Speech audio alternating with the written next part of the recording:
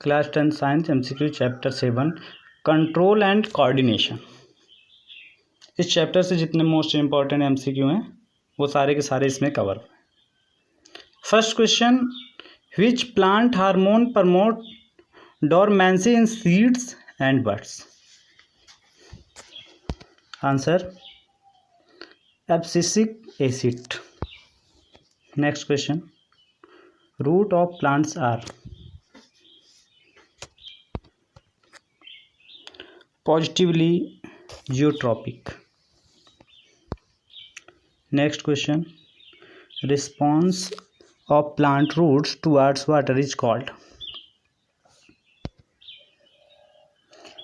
Hydrotropism.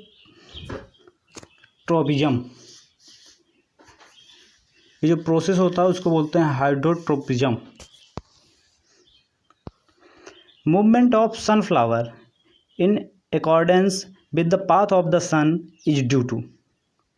ये sunflower होता है, सूरजमुखी का फूल, ये सन की तरफ ही क्यों खिलता है, उसकी वजह क्या है, वो है क्या, उसका जो मेन वजह है उसको कहते क्या हैं?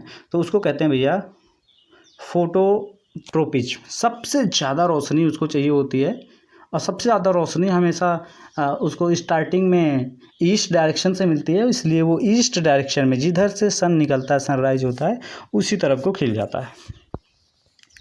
विच part of hormone promote cells division?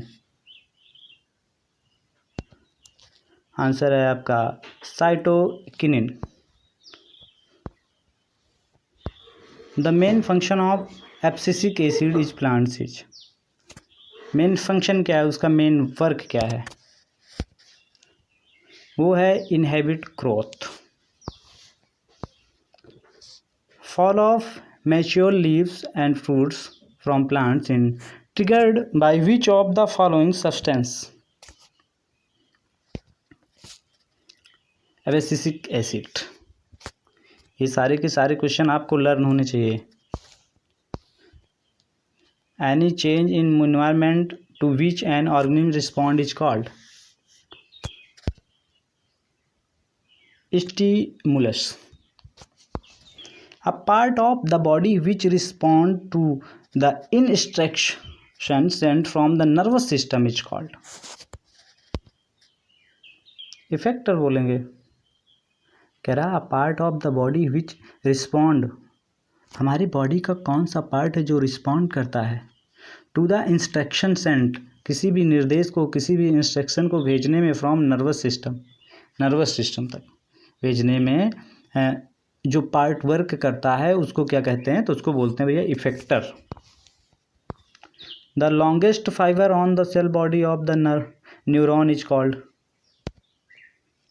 Axon. जो एक्सॉन है सबसे लॉन्गेस्ट फाइबर है सेल बॉडी में, सबसे लॉन्गेस्ट फाइबर है आपका axon.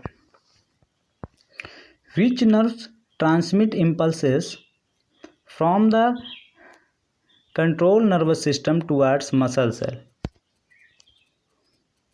Motor nervous. A microscopic gap between a pair of adjacent neurons over which nerve impulse pass is called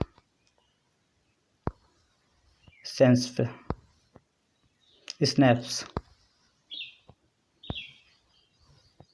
Next, stimulus, receptor, फिर sensory organs. अब यहाँ पर क्या होगा? यहाँ पर है आपका मोटर न्यूरॉन्स, यहाँ पर इफेक्टर, फिर यहाँ पे रिस्पॉन्स हो रहा है। इस मिसिंग टाइम में यहाँ पे होना क्या चाहिए वो आपको बताना है। तो यहाँ पर आपका होना चाहिए भैया स्पाइनल कॉर्ड, क्योंकि जो स्पाइनल कॉर्ड होता है हमारे जैसे पूरी बॉडी है, हमारे पूरी बॉडी में नर्व सेल फैली हुई हैं, वो किसी भी मैसेज को सबसे पहले कहाँ भेजेंगी? सबसे पहले वो सेंड करेंगी स्पाइनल कॉर्ड के पास में। स्पाइनल कॉर्ड फिर उसको मेडुला ऑब्लिंगेटा से जोड़ के ले जाएगी, हमारे ब्रेन तक पहुंचाएगी और फिर वहां से कुछ ना कुछ हमको रिस्पांस मिलेगा। The highest coordinating centre in the human body brain है। हाँ, हमारा जो ब्रेन होता है, जो अब जिसको अग्र मस्तिष्क हिंदी में बोलते हैं, फिर इंग्लिश में बोलते हैं सेरिब्रम, वो 2 पार्ट में डिवाइड होता है। सेरिब्रम की खास बात बता दें, जो 2 पार्ट में डिवाइड होता है जब हमारे बॉडी का लेफ्ट हैंड साइड वर्क कर रहा होता है, उस समय हमारे सेरिब्रम यानी हमारी दिमाग का, जब हमारे शरीर का लेफ्ट हैंड साइड वर्क करेगा तो ब्रेन का राइट हैंड साइड वर्क करेगा, और जब हमारी बॉडी का राइट हैंड साइड वर्क करेगा तो हमारी ब्रेन का लेफ्ट हैंड साइड वर्क करता है। मेन 3 पार्ट में बटी हुई हमारी brain, cerebrum, cerebellum, medulla oblongata. Next, main function of cerebrum. Very good. Main function क्या होता है? तो मेन फंक्शन की अगर बात हो तो मेन फंक्शन है भैया थिंकिंग। बाकी हियरिंग का काम करता है, मेमोरी का काम करता है, लेकिन बैलेंसिंग का तो नहीं करता। बैलेंसिंग का काम हमारा करता है सेरिबेलम। तो लेकिन अगर मेन फंक्शन की बात करें तो मेन फंक्शन है उसकी thinking. Posture and balance of the body is controlled by cerebellum. Next question है, breathing is controlled by which part of the brain. हमारे ब्रेन के किस पार्ट के द्वारा ब्रीथिंग यानी सांस को कंट्रोल किया जाता है? Medulla oblongata. Which part of nervous system control the reflex activity of the body? Spinal cord. Which of the following act as both endocrine and exocrine gland? Pancreas. Endocrine और exocrine में जो gland है हमारी, वो pancreas है, वो work करता है, एक्ट करता है। Identify which of the following statement about thyroxine is incorrect. Message type करो, कमेंट करो कौन सा सही है इसमें से, ए, बी एंड सी।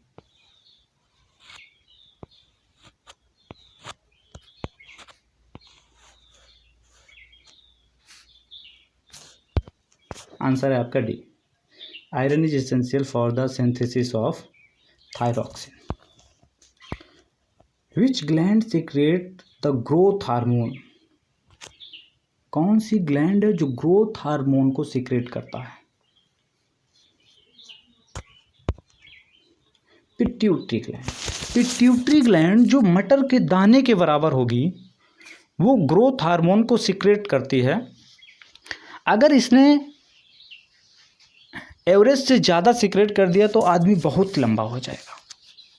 अगर एवरेज से कम किया या ये भूल गई कि हमको करना क्या है, तो फिर आदमी उसी, जिसको कहते हैं बौना नाटा, वो बौना हो जाता है, छोटे, उसकी जो हाइट होती है वो बढ़ती ही नहीं, फिर चाहे जो खिलाओ पिलाओ। और अगर एवरेज से करती रही तो एक औसत 5 या 6 फीट के आसपास में आदमी की हाइट हो जाती है। नाम याद रखना, पिट्यूटरी ग्लैंड मटर के दाने के बराबर होती है। ये हमारे बॉडी के ग्रोथ के लिए हार्मोन को सीक्रेट करती है। Next, the secretion of which hormone leads to physical change in the body when you are 10 to 12 years of age. किस हार्मोन की वजह, कौन सा हार्मोन है जो हमारे फिजिकल चेंज को लीड करता है? Testosterone from the test and oestrogen from ovary. A diabetic patient suffer from deficiency of which hormone? किस हार्मोन की वजह से वो बीमारी हो जाती है, पेशेंट में डायबिटिक हो जाता है? बताइए। इंसुलिन की वजह से। डायबिटीज नाम सुना होगा। हाँ, शुगर की बीमारी भी कहते हैं इसको डायबिटिक पेशेंट कहते हैं, शुगर के मरीज। डायबिटीज भी बोला जाता है। उसमें जो कमी होती है आपके अंदर, इंसुलिन की कमी हो जाती है। लोग इससे बचने के लिए इंसुलिन का इंजेक्शन भी लेते हैं। विच of the following endocrine glands does not exist in pair? Pituitary. Next, इस चैप्टर से आपके जो क्वेश्चन थे वो क्लियर हो चुके हैं।